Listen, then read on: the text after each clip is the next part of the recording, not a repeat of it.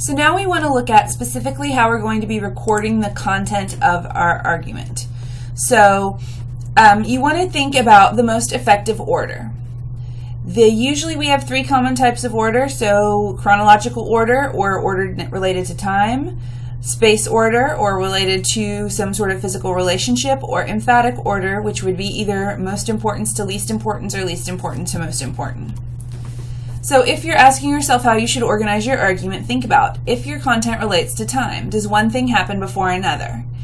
In this case, for my sample argument, maybe, because people go to high school and then possibly a 2-year college and then transfer to a 4-year college, but I don't think that really is the strongest organization for this.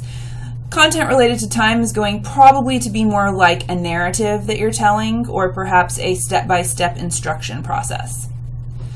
So I can ask myself, is my content related to physical location? So should I use a spatial organization? Are my reasons tied to different places?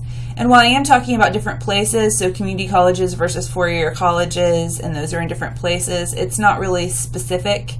A spatial discussion would be good if you're talking about how something works. So here's how the crankshaft connects to the thing that the crankshaft connects to. I don't know motors, but if you're describing how an engine works and if they have crankshafts, then that would be a physical spatial organization you'd be talking about.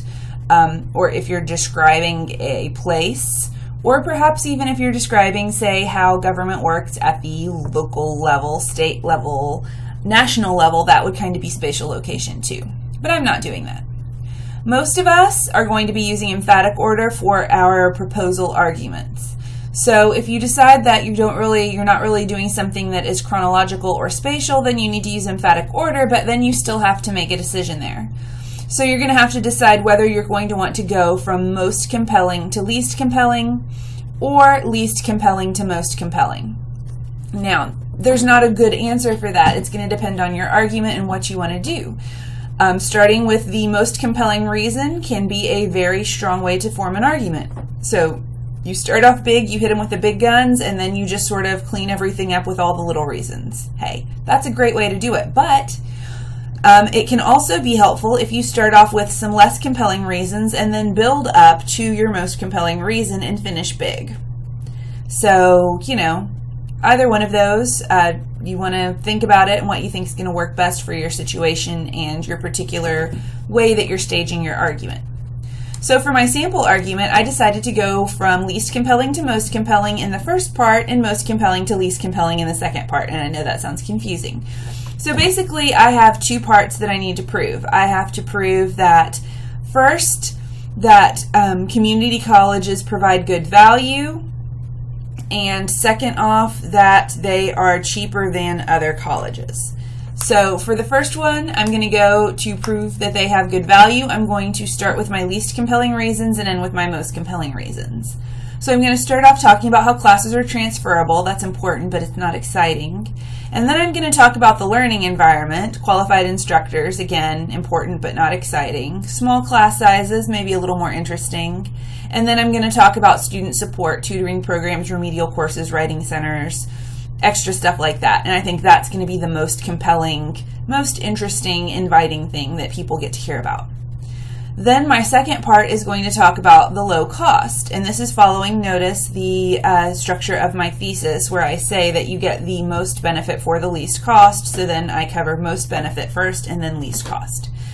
I decided I was going to give my big reason first and then fill in my little reason. So my big reason is that community colleges statistically are just so much cheaper than 4-year colleges, and I'll provide some numbers to show that.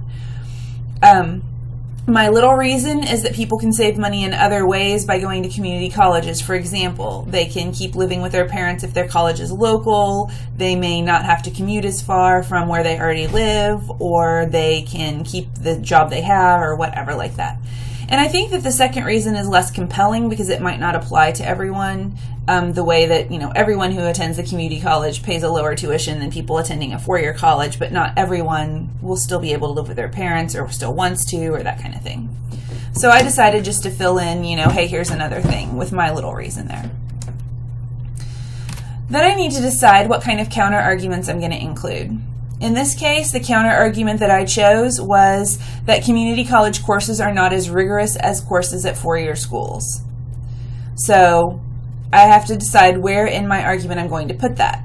We're going to talk more about counter arguments in a different lecture, but at this point, I'm thinking when I'm doing my organization, do I want to put this in its own paragraph near the end of my paper, so right before my conclusion?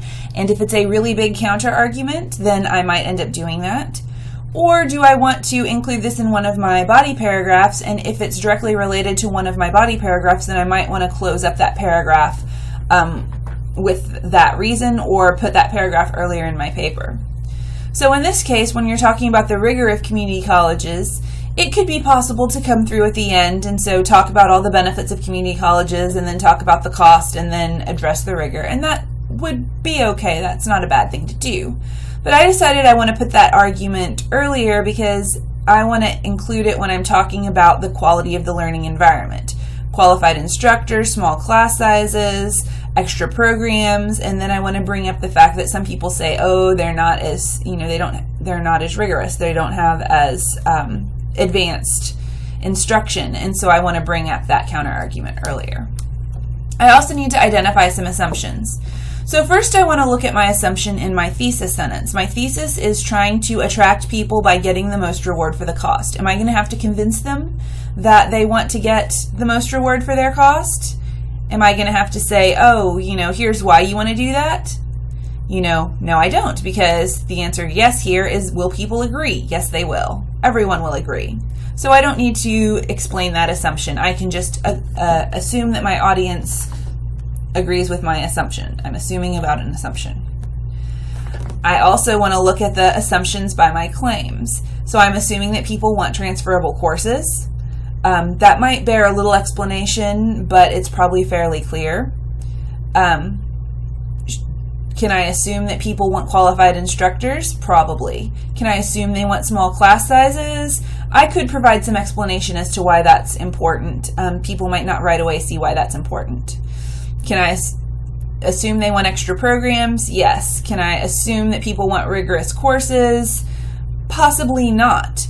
So in this case, my opponents are the ones that are assuming that people want rigorous courses and that community colleges do not have them. I could address that two different ways, right? So I could say that they're wrong that rigorous courses are desirable. So I could say, yes, community colleges are easier, but it's better for students to have easier courses earlier in their college experience. Or I could disprove their claim that the courses are not as rigorous. So I could say, you're right that rigorous courses are desirable, but you're wrong that community colleges aren't as rigorous. And here is how I can show that community college courses are definitely as thorough as four-year university courses. And in my case, I definitely agree that community colleges are certainly pretty rigorous, so I'm going to go with that one. But, if it were your argument, you could choose which one you wanted to do. My last assumption is that lower cost is desirable, and again, I don't need to support that. So now I know which assumptions I'm going to need to provide support for.